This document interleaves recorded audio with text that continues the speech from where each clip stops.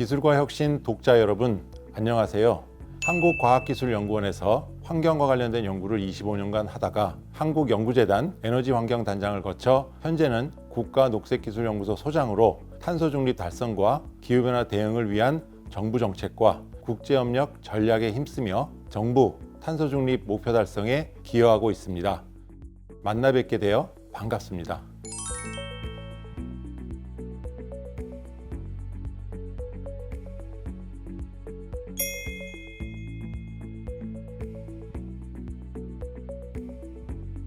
최근 한국을 포함한 세계 경제는 성장과 환경, 즉 탄소 중립과 기후변화 대응 사이에 균형을 맞추며 지속 가능한 성장을 추구하고 있습니다.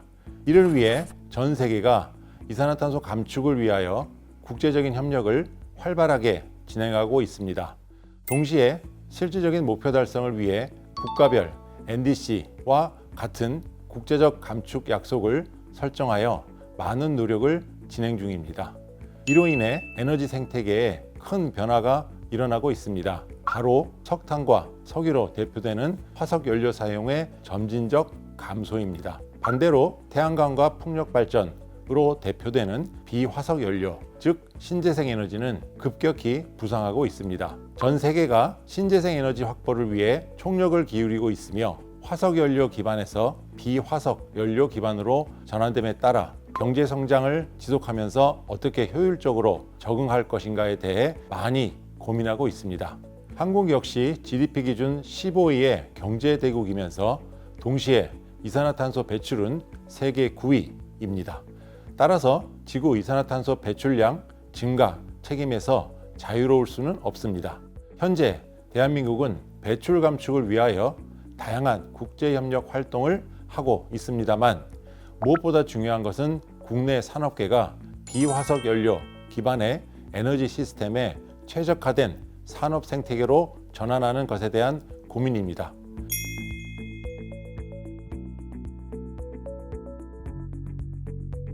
(1962년에) 시작되어 1996년까지 진행된 경제개발 5개년 계획을 통해 우리나라는 평균 약 9.5%의 경제 성장률을 기록하면서 단숨에 빈곤국가에서 개발도상국이 되었습니다. 이를 통해 한국은 한강의 기적이라고 하는 경제 기적을 달성한 나라로 불리게 되었습니다. 이렇게 한강의 기적을 달성할 수 있었던 여러 원인이 있었습니다만 무엇보다 가장 중요한 것은 수출 중심의 산업 생태계를 구축하고 이것이 역동적으로 작동할 수 있는 환경이 조성된 것이었습니다. 그 가운데 하나가 공장들이 안정적으로 움직일 수 있도록 한 산업의 핏줄이라고 불리는 에너지 공급이었습니다.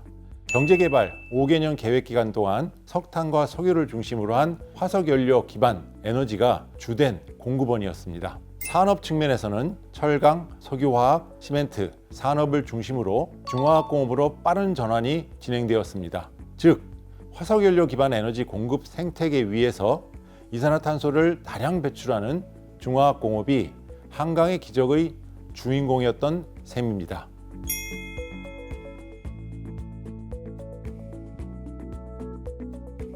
고속 성장을 달성한 한국 경제는 1992년 브라질 리우 협약을 기점으로 기후변화 문제에 직면하게 되었습니다.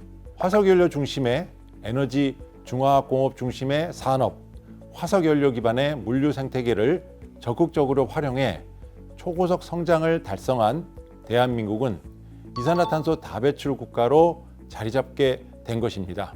2024년 기준으로 이산화탄소 배출 구성비를 보면 산업 부분이 37.6%로 가장 높고 이 가운데 한강의 기적 주역인 철강, 석유화학, 시멘트 3개 업종이 산업 부문 전체 배출량의 약 70%를 차지하고 있습니다. 이 세 산업은 국가기관 산업으로서 희생될 수 없는 위치에 있습니다. 물론 철강, 석유화학, 시멘트 산업에서도 많은 노력이 이루어지고 있습니다. 철강은 수소환원 제철 기술을, 석유화학 산업은 원료 대체 및 CCU 기술 확보에, 시멘트는 역발상 기술 등에 주력하고 있습니다.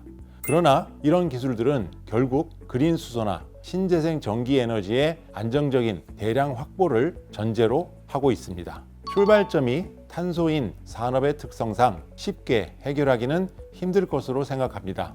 그래서 오늘 대한민국의 뼈대이자 근간인 세계 산업, 철강, 석유화학, 시멘트의 현실을 정확히 살펴보고 극복해야 할 도전과 이를 통해 얻을 열매는 무엇인지 함께 살펴보겠습니다.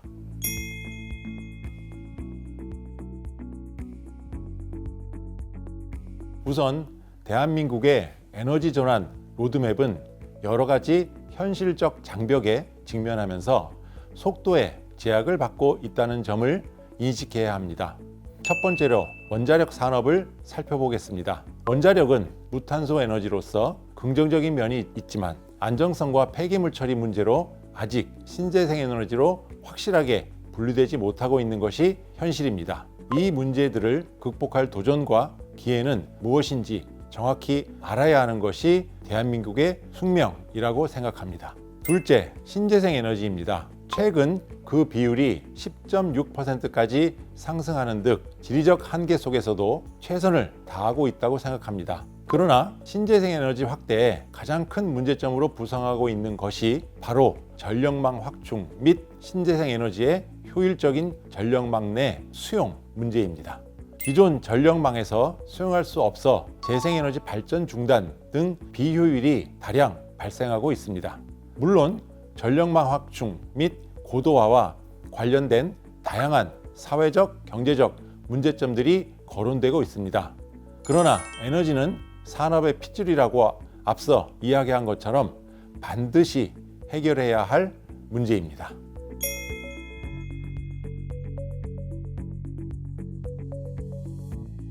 마지막으로 인공지능 분야를 빼놓을 수는 없습니다.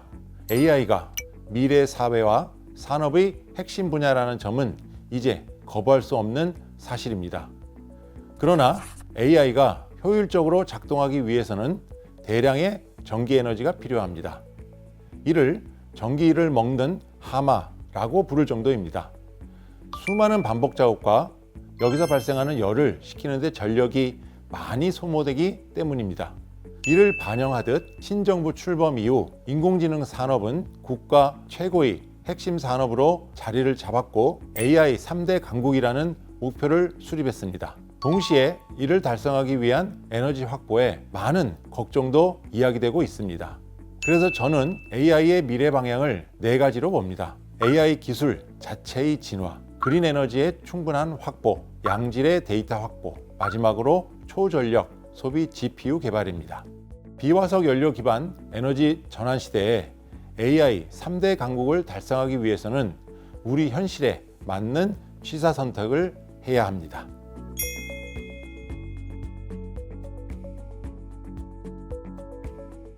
기후변화 대응, 탄소 중립 달성은 당분간 인류 전체의 가장 중요한 과제로 존재할 것입니다. 이를 위하여 비화석 연료 기반 에너지 전환은 인류 전체가 가야 할 방향입니다. 그러나 우리에게 가장 중요한 것은 대한민국의 지속 성장입니다. 기족을 잃은 과거의 대한민국, 그리고 맞이해야 할 미래 사회에서 지금보다 나은 대한민국이 해야 할 도전을 살펴보았습니다. 쉽지 않은 길이지만 펼쳐지게 될 눈부신 기회에 대하여 기술과 혁신 독자 여러분과 함께 그 과정을 지켜보고 싶습니다. 감사합니다.